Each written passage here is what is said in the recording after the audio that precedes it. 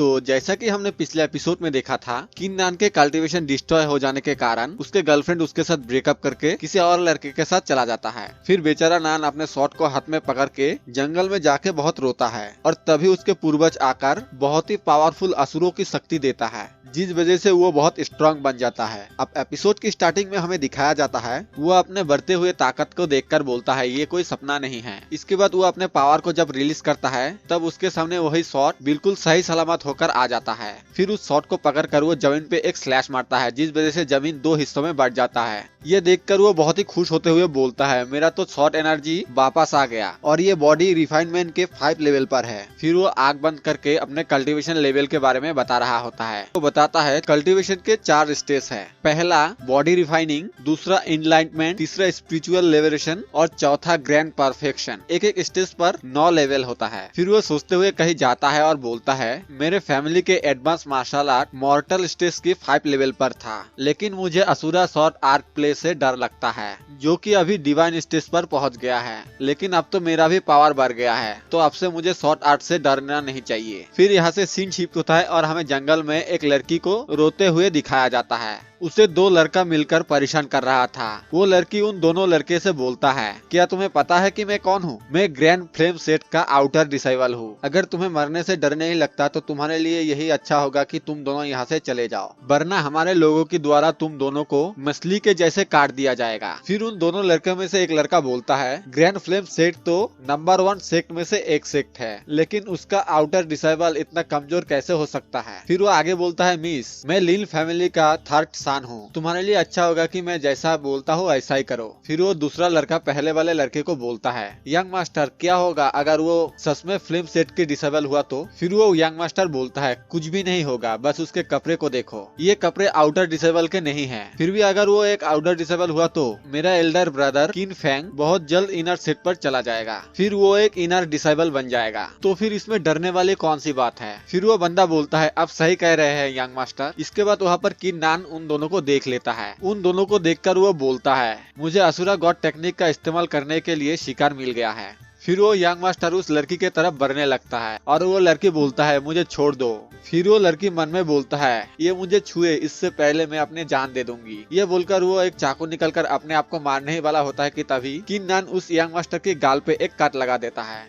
फिर वो young master बोलता है कौन है, मेरे सामने आओ। दूसरी तरफ किन्नन सोचता है अरे यार मेरा अटैक मिस्टेक हो गया, लगता है कि मैं अभी तक इसके स्किल पूरी तरह सीख नहीं पाया। फिर किन्नन उन दोनों के सामने आ जाता है। किन्नन को देखकर वो यंग मास्टर बोलता है तेरे को मेरे ऊपर अटैक करने का हिम्मत किसने दिया? क्या तुझे पता है कि मैं कौन हूँ? मेरा एल्डर ब्रदर किन फैंग ग्रैंड फ्लेम कंट्री का नंबर 1 जीनियस है और मैं लीन फैमिली का थर्ड सन हूँ। मेरा नाम लिंग हु है। अगर तेरे पास थोड़ा सा भी दिमाग है तो जल्दी से घुटनों के बल आकर मुझसे माफी मांग। अगर तू ऐसा करेगा तो मैं तेरी जान बख्श दूंगा। दूसरी तरफ वो लड़की रोते हुए बोलती है क्या तुम मुझे यहाँ पर बचाने के लिए आए हो? फिर किन्नन बोलता है मैं तुम्हें क्यों बचाऊं? फिर वो लड़की बोलती है मैं ग्रैंड फ्लेम सेट का आउटर डिसाइबल हूँ। अगर तुम मुझे बचा लेते हो तो फिर मैं फिर से वापस आकर तुम्हें जो चाहोगे वो दूंगा। फिर किन्नन बोलता है अगर तुम मुझे 1000 टेल दोगे तो मैं तुम्हें इससे छुटकारा दिलवाऊंगा। ग्रेट फ्लेम सेट के आउटर डिसाइबल होने के नाते 1000 टेल तुम्हारे लिए कुछ भी नहीं होना चाहिए। फिर वो यंग मास्टर लिंगहो हंसते हुए बोलता है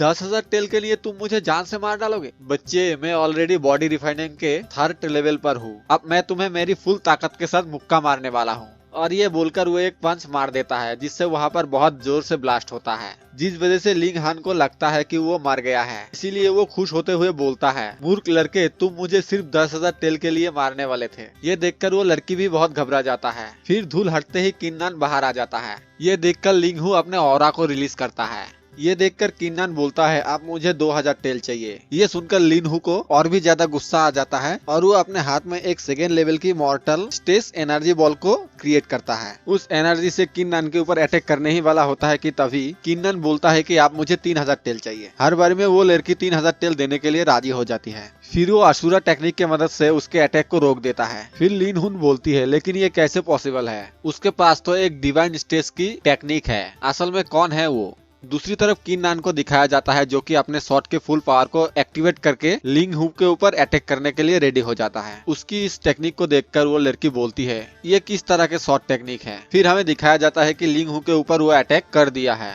जिस वजह से वो वहीं पे मर जाता है। दूसरा लड़का ये देखकर बहुत ही डर जाता है, फिर झुकते हुए बोलता है, मुझे माफ कर दो, मुझे जाने दो, प्लीज मुझे मत मारना, मैं तो सिर्फ उसका एक छोटा सा नौकर हूँ। तब किन्नन उसे यहाँ से जाने देता है। ये सुनने के बाद वो तुरंत दौड़कर भागने लगता है और भागते हुए कहता है, आप भगवान हो, आप महान हो। फिर हमें उस लड़की को दिखाया जाता है जो कि बोलता है, ये कैसे हो सकती है, इतने छोटे से कंट्री में कोई इतने बड़े और इतने खतरनाक टेक्निक को कैसे जान सकता है। इसके बाद किन्नन उस लड़की को बोलता है, तुमने मुझे प्रॉमिस किया था, तो फिर आप मुझे मेरी 3000 टेल दे दो। फिर वो लड़की बोलती है, मेरे पास तो अभी के लिए कोई भी पैसा नहीं है।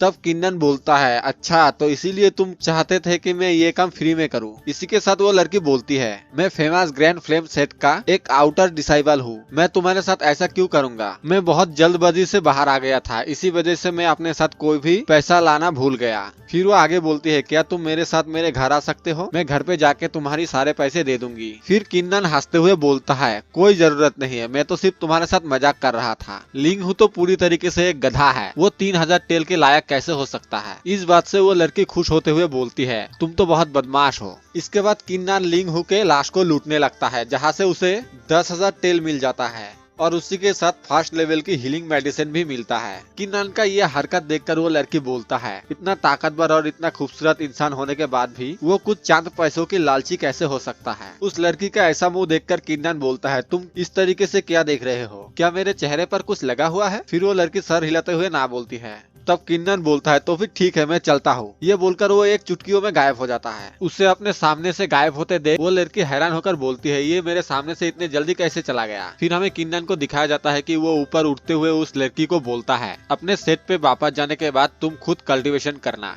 वरना फेमस ग्रैंड फ्लेम सेट के एक आउटर डिसेबल होने के वजह से तुम अपने सेट के लिए सिर्फ एक बेइज्जती का कारण बन सकते हो, इतने खराब कल्टीवेशन के साथ। ये बात सुनकर शर्म के मारे उस लड़की का गाल लाल हो जाता है। तभी उसको याद आता है कि उसने तो उसका नाम ही नहीं पूछा और जोर से चिल्ला के बोलती है, अपना नाम तो बता के जाओ। लेकिन असल में तो हम सबको इस लड़की का ही नाम नहीं पता। मैं अब सबको उस लड़की का नाम बता देता हूँ। उस लड़की का नाम होता है निंग रुयुन। हम उसे सिर्फ मिस निंग बोलेंगे, ठीक है। तो मिस निंग किन्नन को चिल्लाते हुए बोलता है, अगली बार तुम जब मुझसे मिलोगे तो मैं तुम्हारा 3000 टेल लौटा दूंगा, जो मैंने वादा किया था। फिर मिस निंग मन में सोचते हुए बोलता है, उसने तो अपनी एक ही अटैक में लेवल 3 के रिफाइनिंग बॉडी वाले इंसान को हरा दिया। मैं जब यहाँ से घर वापस जाऊंगा तब मैं पापा से उसके बारे में जरूर पूछूंगा। इसके बाद यहाँ से सीन शिफ्ट होता है और हमें एक सिटी को दिखाया जाता है और फिर हमें मिस निंग के घर को दिखाया जाता है, जहाँ पर एक ओल्ड मैन आकर बोलता है, मास्टर मास्टर एक गुड न्यूज है, मिस निंग घर पे वापस आ चुका है। तब वो मास्टर जो कि मिस निंग के पापा होता है वो बोलता है, अच्छा, और तभी तुरंत बोलता है, क्या वो वापस आ गया। फिर हमें मिस निंग को दिखाया जाता है जो कि बोलता है, पापा मैं वापस आ गया। और इसी जगह पे हमारा आज का एपिसोड खत्म हो जाता है।